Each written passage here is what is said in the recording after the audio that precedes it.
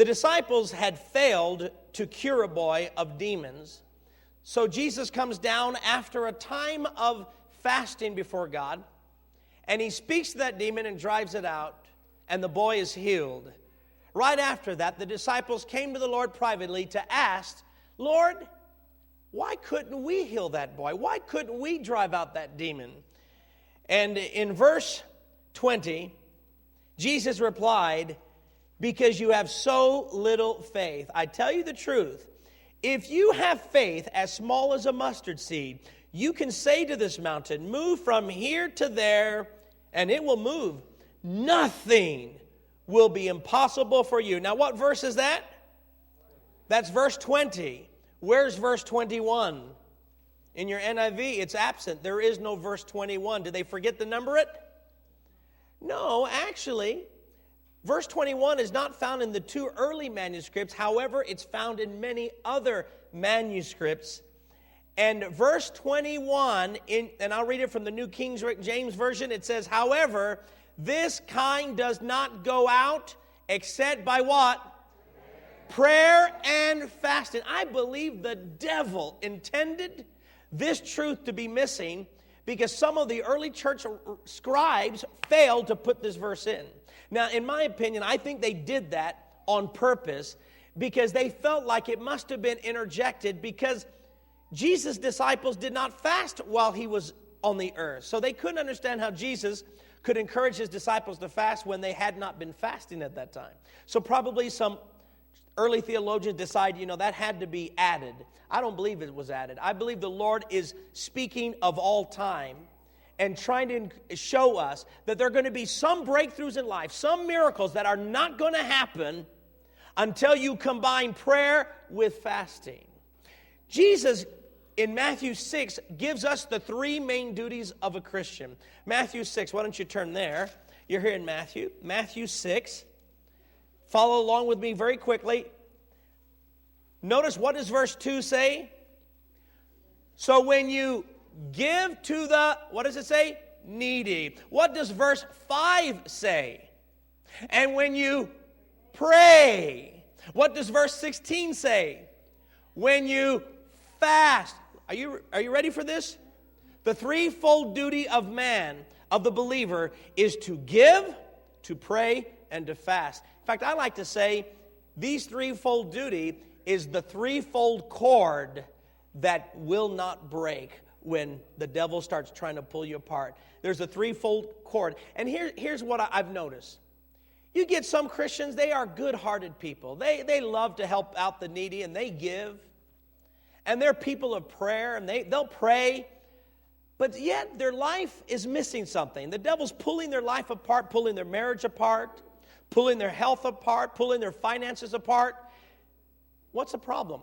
I believe sometimes we need to incorporate fasting with our giving and with our prayers. And when we can incorporate fasting, I'm telling you, nothing will be impossible for those who believe. But see, we don't mind giving. How many of y'all don't mind giving? You don't mind praying. How many of y'all pray? But how many of y'all fast? Notice not as many hands are going up now. Oh yeah, I give.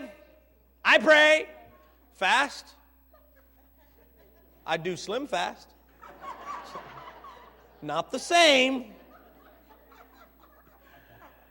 But see, and I recognize that fasting is one of those practices, those disciplines that Christians don't like to do.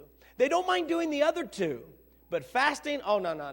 God knows I pray. I give. That should do it. No. Sometimes no miracle is going to be done until you fast. And Jesus said very clearly that some demons do not come out by prayer and fasting. Now, personally, I have seen God work through prayer and fasting on a consistent basis. But I suppose there's no testimony that has touched my heart more than a family that used to attend our church called the Gileans. Now, the Gileans were well known in our congregation when our church was very small. And the reason why everyone knew the Gileans is because they had a little girl that had a huge growth on the side of her neck. Now, the girl was a pretty little girl, but be honest, the growth drew attention away from her pretty features. Well, the Gileans had taken their daughter to the doctor to see what they could do. And basically what the doctors told them is, look, we can do an operation to cut this fatty tumor, but it's benign. It's not going to kill her. But there's a great risk that if we cut it out, we could sever an artery, a vein. And there's a high risk for her to die if we do a surgery. So in our view, as much as you hate the thought that your daughter is going to have this large growth on the side of her neck for all of her life, that's better than dying. Well, that discouraged the Gileans. I remember how often they'd bring their little girl for me to anoint with oil. Our church would pray for her. And we do everything we could to try to get her well, but the growth was still there. One day, the Gileans heard my teaching on fasting, and it hit them. We've never fasted for our daughter. We've prayed for her. We've given donations. We've given and prayed, but we've never fasted. So they made it a commitment together as a couple that they would fast for their little girl to be healed. And they began fasting.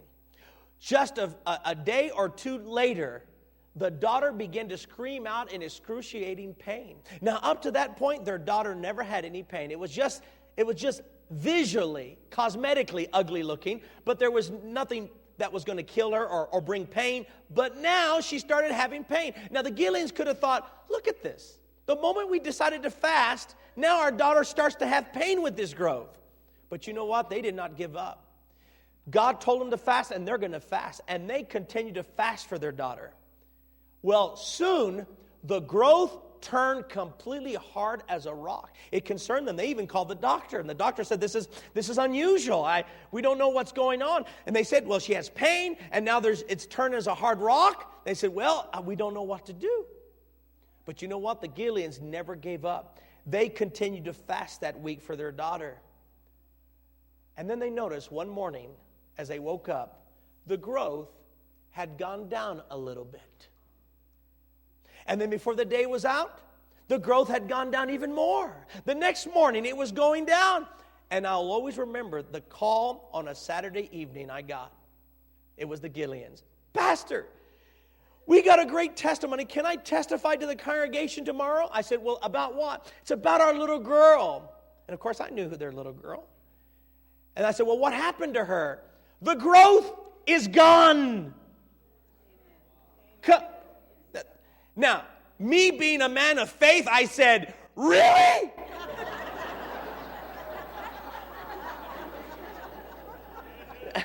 Now you understand, just that Sunday, I saw this big growth on her. And now, by Saturday, the Gileans are saying I said, how much did it go? 100% completely gone. I said, how did it happen? Well, God spoke to us to start fasting for our daughter.